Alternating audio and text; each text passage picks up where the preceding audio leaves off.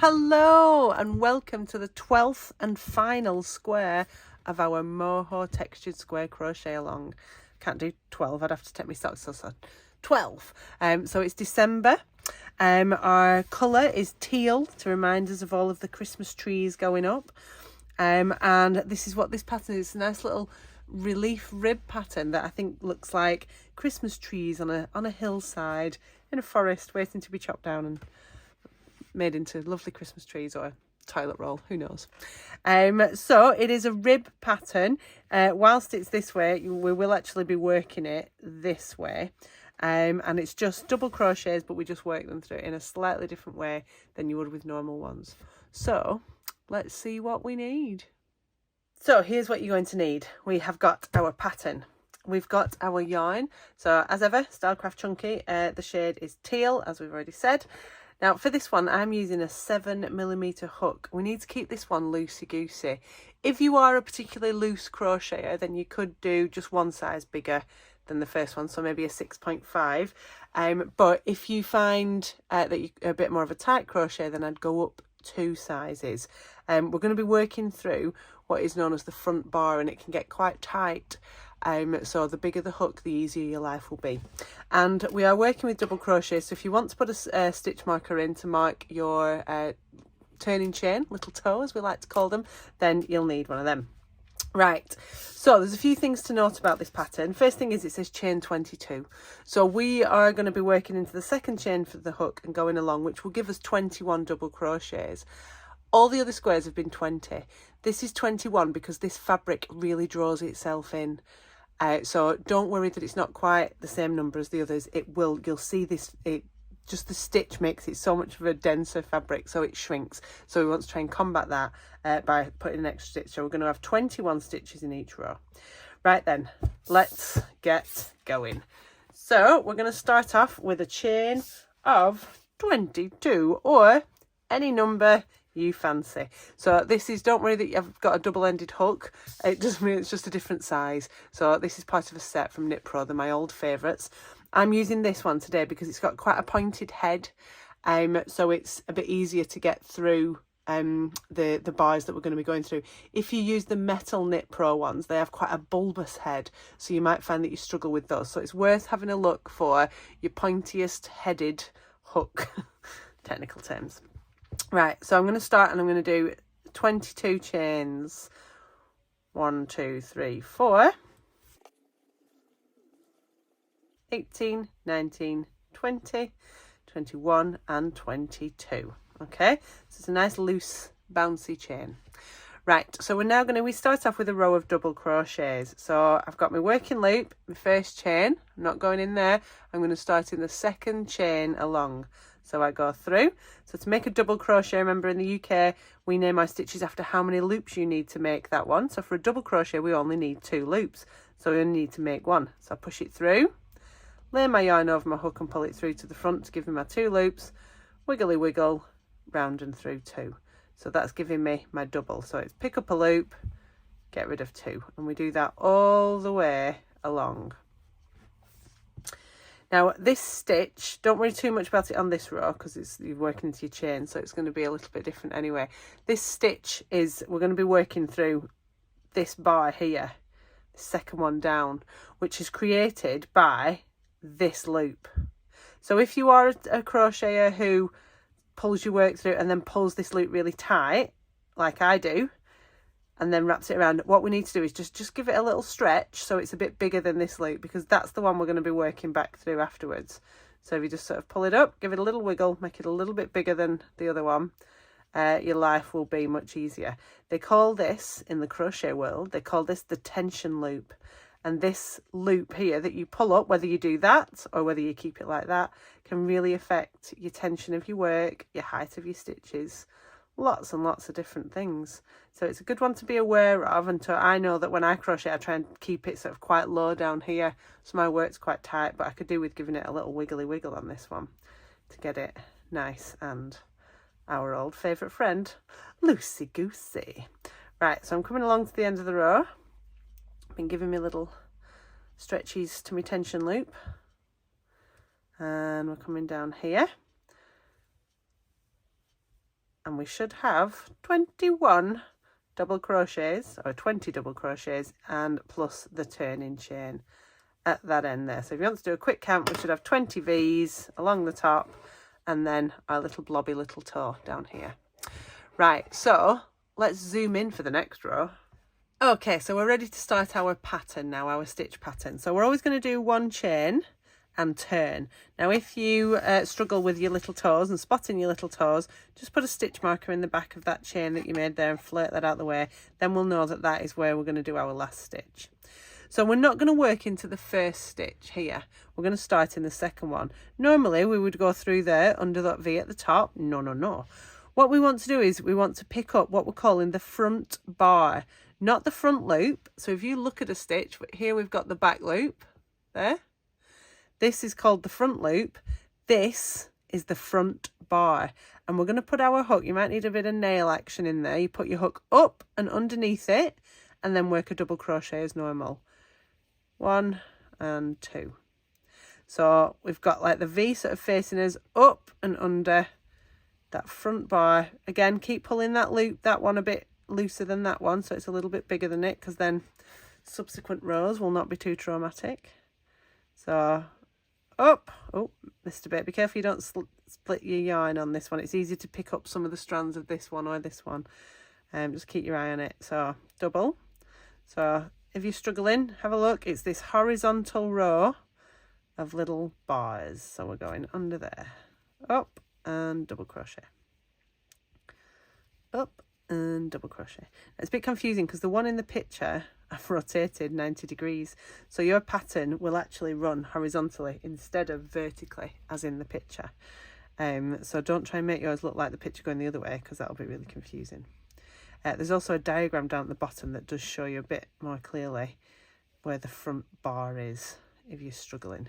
It's just this little like beanie bit facing you here. So we are going along nice, and keep it nice and loosey-goosey. You'll see it start to draw in though, because when we're working through this stitch, this back loop, it really does pull the work in. The top ones are a bit bigger. If you look at the size of this one though, it's quite a small stitch, so it does, as you work through it, just pull your work in a little bit. Right, so we're just carrying on up to the end. Does get a bit easier. It also, I love the look of this stitch. It looks a bit like a sort of fisherman's rib in knitting, a nice bouncy rib. Right, so I'm up here. I've got 2 front bars to do, and then I've got my little toe. So I'm going to go up and under 1, up and under in the last nice stitch, and then I'm going to pick up 2 strands here for my little toe at the end. Okay, and just do a normal double crochet through that one there. Right, so this side will look pretty normal. This side, oh, exciting. Right, so we do 1 chain and turn. Now if we're doing our stitch marker trick, again, put one, oh chuck one on the floor, put it in the back of that chain that you just made there, and fasten and shove that around there. So we're missing the first stitch because there's not really a front bar there, and we're going up and under and round and through, and we just carry on all the way along. You'll know if you've stopped sort of keeping that loop nice and loosey-goosey, because you will find it difficult to get through. If you are struggling to get through those front bars, what you could always do is get a smaller hook or a needle. Where's my needle gone? I just had it. There. Right, so you can get a smaller hook or a needle, and before you go in the stitch, you can sort of give it a little stretch with that, so that it's then really easy to come up. It's, you know, laborious. It's just easier to keep your work a bit looser, then you don't need to do things like that. But there are options. And if you can hear it squeaking, then that is your wool screaming that your work is too tight. So remember, loosey-goosey. We don't want to traumatise the yarn. So we just come away along, all the way along like this. Keep going. The beauty of this is it's just this row over and over and over and over again. Nice and relaxing for a month when there's more stress than you can shake a stick at. So coming along. And you should see the pattern starting to form on both sides now. It is a reversible pattern, so it will look the same on both sides, which is nice. Just think when you've done these, we've just got to join it together under the border. Oh, so exciting. Then we can all get snuggly under blankets for the New Year's Day hangover. Right, so I'm at my penultimate one here. So I'm going to go through there. And then I'm going to go, I'm not going to go through the exact bit where that is, because that is just on one strand. And when you're going through your little toe, we need to go under two, don't we? So I'm going to just find this little hole here, go through, pick it up, round and through two. So we've now got a pattern forming on the front, and we've got our pattern on the back. So all we do then is we carry on repeating that one chain, miss the first stitch, double crochets through the front bar all the way along, and we carry on with that until it is a square. So I'll see you back here when I've got to that stage. All right, so I am now a square, and you can see it's really drawn itself in. This was much bigger when you first started, and so it really does draw itself in. So a lot of people, when they start this square, they're like, oh my god, it's massive, I'll not do as many stitches, or I'll go down a hook size. But just get yourself a good few rows under your belt, and then you'll see how much it pulls in. Right, so we're on to our favourite bit now. It's the border. Now we know we need to remember we've got 21 stitches across this edge and this edge, so we'll need to decrease 2 together at some point, and then we're just going down the row edges as normal. So we do our one chain and turn. It doesn't matter which side you're going through for this, so I'm going to do my slip stitch border on this side, nice and loosey goosey, remember. 1, 2, 3, 4, 5, 6, 7, 8. Now I'm going to decrease together 9 and 10. So I'm going to do a decrease 2 together. So I'm going to pull up a loop in there, pull up a loop in there, and pull that one through both of them. Okay, and then go along. You might need to stretch that loop a little bit so it doesn't buckle up. So that's 10, 11, 12, 13,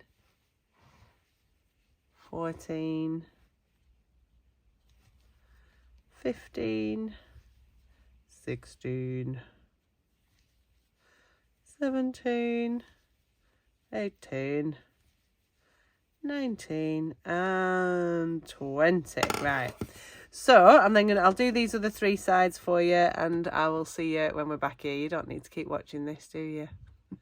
Right, so I've gone all the way around with my border. It's time for my final invisible joint. Remember, stretch your end of your final. So I've done my chain and then pulled my end right through that loop, and then we're going to pick up that first stitch there, back in and back down.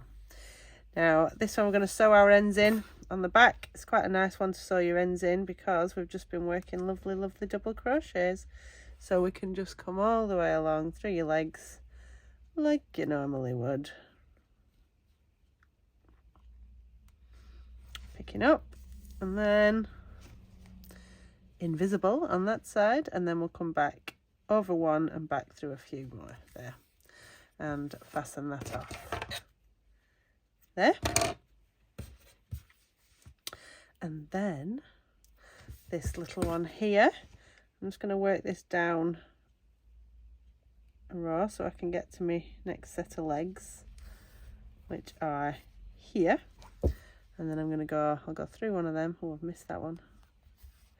And we'll go along and through all of these. Oh, lovely. I know some of you hate sewing your ends in, but it really does finish off your project nicely. There we go.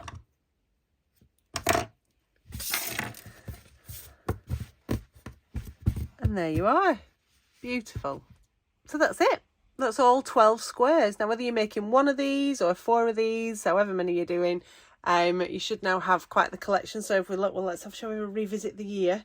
So we've got our January, we've got February, March, April, we have May, bit of June, July, August, September, October, November, and then we've just done December. So you should have quite a collection of beautiful squishy squares.